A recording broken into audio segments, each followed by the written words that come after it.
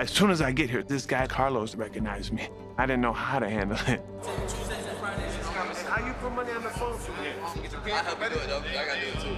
I didn't know if he was gonna tell everybody about me being on social media, and it's coincidental that all those cameras are there, and then probably everybody went on the pod would have been like, oh yeah, this Lucky Chucky's. So it probably didn't look too good. Am I crazy? I'm 39 years old, and I'm from Houston, Texas. I'm a DJ, and I like to call myself a re-entry coach. I help people re-entering society after prison, probation, and parole. In the past, I've been arrested twice, 2002, credit card abuse, and then one 2014, aggravated robbery with a deadly weapon. Altogether, I spent maybe a couple of weeks in jail. I was, I guess, fortunate to say, to get probation instead of having to spend the majority of my time incarcerated.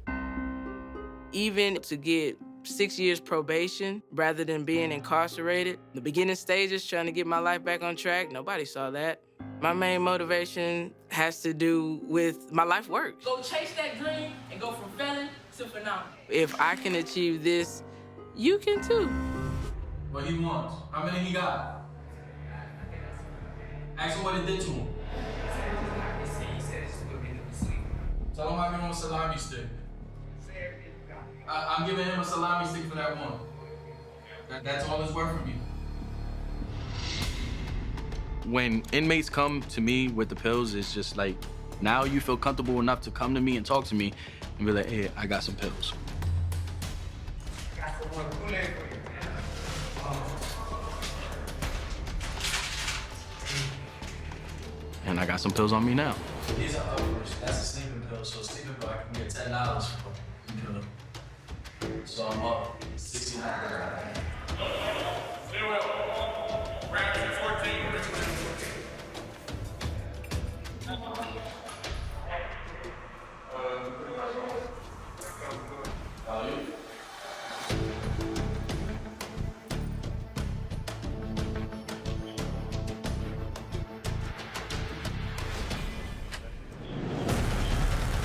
Carlos? How you doing? Good. Have a stand right there for me. You doing all right? Yeah, I'm good. Good. I'm not. You are doing things, quite frankly, that could jeopardize this entire program. What exactly am I doing? Do you feel that I can jeopardize it? Are you talking to people when they come up and asking them or thinking that they may be a part of this program? Let me answer that for you. You are. There was only one person. It's not my fault that I knew somebody that you guys brought in. That's not my fault. I don't want you having a conversation that may jeopardize this program to anyone. Does that make sense to you? All right. One of the things we told you going in, there will be no acts that could be criminal. Can you tell me what's going on with some of your actions? I was gonna use commissary to get you the drugs and everything, which I have obtained. I was gonna give them to the interview, to give to you. I was gonna give it to you now.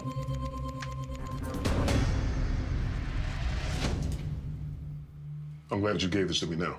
I gave the sheriff 7 pills. They are like a mood stabilizer, but they help you go to sleep. I gotta be very clear with you. You've created a problem. What you did was traded commissary, taking pills from those inmates that actually need that medication. We're not trading commissary when it comes to drugs, because I am not gonna allow anything else that could compromise this program, this facility, and very importantly, those we are entrusted to care for. And it's just sometimes I think, the way I think in perspective, because there's a lot of inmates in there, I have to put myself in the mindset of an inmate. I'm not trying to deviate from the mission, I'm just trying to take in the information that they're giving me. You got one foot out the door now and one foot in the door. Don't compromise this program. You got it. This is through a monkey wrench, though. I'm not gonna even lie to you. What, Tim? Being pulled all the way over here, going back, this is a big monkey wrench. The other day, I found out that my roommate, he had a sack of weed. I'm gonna smoke that big bad until they burn my finger.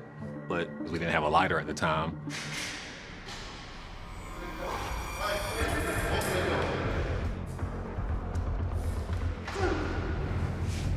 Something going on. And that's a sergeant too, so something gotta be going on. They ain't in there fighting, so. Hey, dog, let's go. Something wrong? We gotta get all that stuff out of here. I think who's next door? Where did I got that from? The officer came to get the guy who actually had the drugs. They came and shook him down and removed him out of his cell. Make sure we clean all this out of here, get all that out of the window. The officer gave our room like a little look, like y'all must be doing something crazy too. Before I until I have to.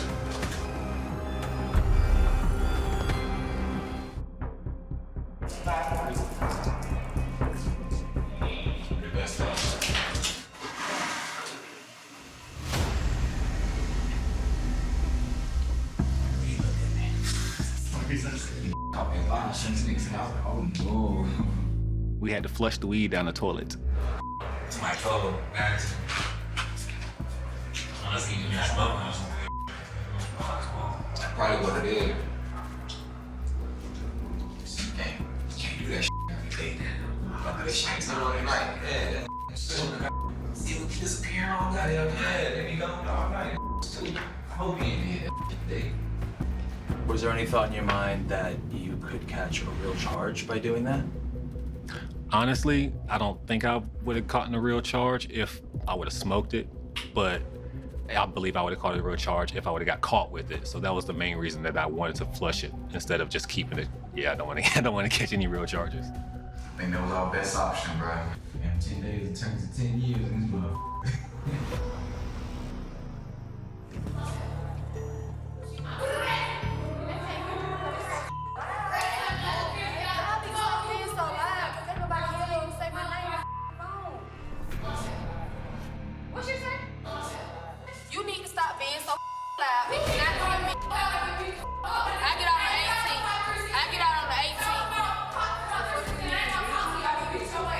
Erica gets mad, and so they begin arguing back and forth, and it just gets crazy in there. I promise you gonna get put on this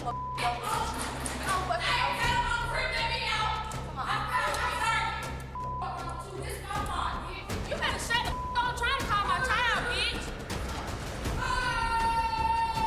Tell her let's pump your door in. Tell her let's pump your door in.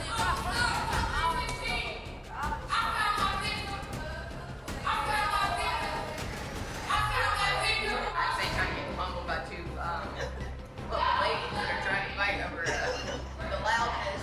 I'ma teach you. You think it's tough? The only thing I said was shut the up while I'm trying to say this. I had to talk to my child.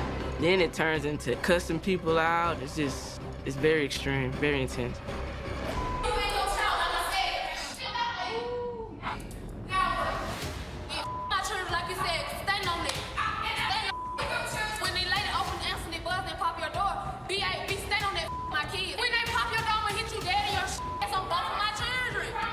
I promise. I promise. Erica tells the girl, you and your kids. She just likes to instigate, argue a lot, and yell and scream, all for attention. I promise. Oh, your child. Oh, yeah.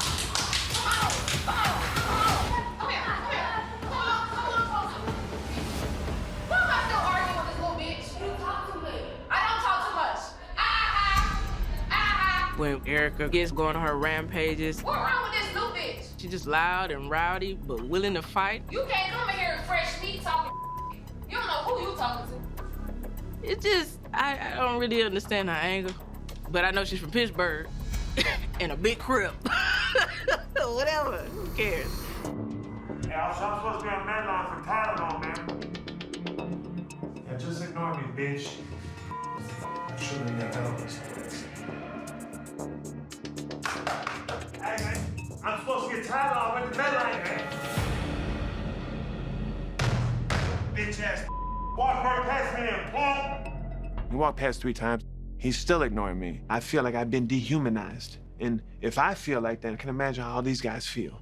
I was supposed to get Tylenol this morning. This motherfucker walks right past my side. I literally What's the over here? That little short brother, man. CO! He don't give a Hey, my mom ain't supposed to get Tylenol. Finally, he acknowledged Nick. It looked like I was bothering him when I brought it up to him. Yeah, I went to emergency Medline. They put me on a call list for it today. Why do I know your address? Why do I know you? Then he looks at me, he's like, where you from? He looked like he knew me from somewhere. And I'm thinking to myself, this is not good. I've been about 13 years in the Illinois Department of Corrections. That's why I know you. From where? Where the hell's Clayco? No, ain't no joints named Clayco in I'm from Chicago. Oh, okay, Cook County Jail. That's where you know me then. What time you go? I went to emergency medical. What time did you go? Like 5. No, it won't be ready till later on in the afternoon. I thank you for letting me know that. After banging on the door and swearing in person and pushing on a button, it was time. I appreciate you. Make it a great day.